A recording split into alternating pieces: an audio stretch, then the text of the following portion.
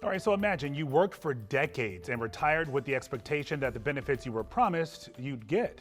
Turns out that's not the reality for thousands of federal retirees who are still waiting on their checks. Now, they add that information from the Office of Personnel Management is hard to come by. They're not sure how much longer they can go without their money. Yes, our Larry Miller dug into the complaints, asking the head of OPM what's being done to get these retirees their benefits that are on hold. It's a story you will only see right here on WUSA 9. It has been very stressful. Paying what I can at a minimum. I've got to keep my lights on. I got to keep a roof over my head. It was very chaotic. Of course, it was stressful. How much does a person have to lose? People are becoming homeless. I spoke with more than 20 federal government retirees who say they feel betrayed when they consider the hurdles they've been going through to try to get their retirement benefits. Two agencies in particular where we receive the most complaints, USAID and the IRS. How much longer do I have to suffer like this? We weren't expecting to retire, so give a little grace. Last year, thousands of workers left the federal workforce through various programs like the Designation Program, better known as DRP. For federal workers who chose the DRP, they were placed on administrative leave with full compensation and then fully separated later. Was it tough to leave? Very hard to leave. I worked with people, I can't even explain the connection that you have. You spend more time with them, everybody knows that, than your people at home. Becky Ratcliffe enjoyed a 27-year career with the IRS, and like many of her colleagues, she opted to participate in the Deferred Resignation Program. Her last day in the office was May 19th, and according to her notice, she would fully separate at the end of September. She knew it would take some time for her retirement benefits to be processed, but not this long. She hasn't received a check since September of last year. They didn't get me separated on the system, the employee personnel system, until about 2 weeks ago. Meaning she can't access her full retirement benefits. Karen Atchison is another IRS retiree. She formally separated last September too, but we are still active employees in the system. Records show more than 300,000 federal workers left the workforce in 2025, part of an aggressive campaign by the Trump administration to shrink the federal workforce. Included in that number, more than 100,000 retirements, putting a strain on HR professionals. This April email obtained by WUSA 9 and verified by several sources shows the concern an IRS deputy had about the number of retirees last year, noting we currently have 5,876 retirement applications. And if you added up those between the first and second deferred resignation programs, the number would rise to 11,000, with the team responsible for processing those applications operating at 50% capacity, meaning it would take over 5 years to complete the work. The IRS did not respond after multiple requests for comment. I have to blame IRS, and I have to blame the lack of planning,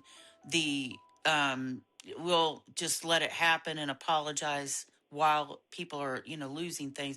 I've heard of people having to file bankruptcy. USAID retirees say their experience has been especially frustrating after the agency was dismantled due to unfounded claims of fraud. Thousands of employees were fired. Rochelle Sales worked for USAID for 17 years. Her official last day of service was June 30th. That was the last month she also received a paycheck. Since then, she, like the other women here, have been trying to get answers. I've called OPM 3 times, and each time I've called, they like, I don't have you in the system. You need to contact your HR department. And unfortunately, because they dismantled our HR and our entire agency, we don't have a contact person.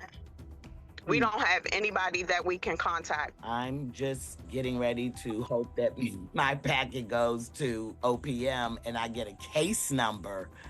I have given almost 25 years of federal service, and this is how I get treated?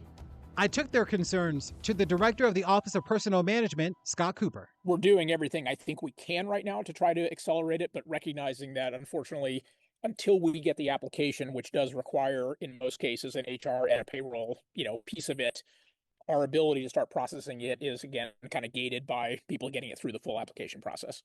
The problems you're hearing about, which are real, and I don't want to, say anything differently, are there is a big backlog of cases in IRS that have not made it to OPM yet. What we did in the last couple of weeks was we went through all those cases, And there were about 2,000 of them that we were able to just pull out and bypass that process and get them directly to OPM. Again, the IRS did not respond to our multiple requests for either a comment or an interview. Cooper estimates several thousand IRS retirement applications remained backlogged. Some of the retirees that we spoke with say that they are having trouble getting information just about sort of where their retirement package stands at this point. And when they call OPM, because they don't have a case number with OPM, there's no way for them to get information, and then they're not getting it at their respective agencies. For those people that are caught up in that situation, what would you recommend?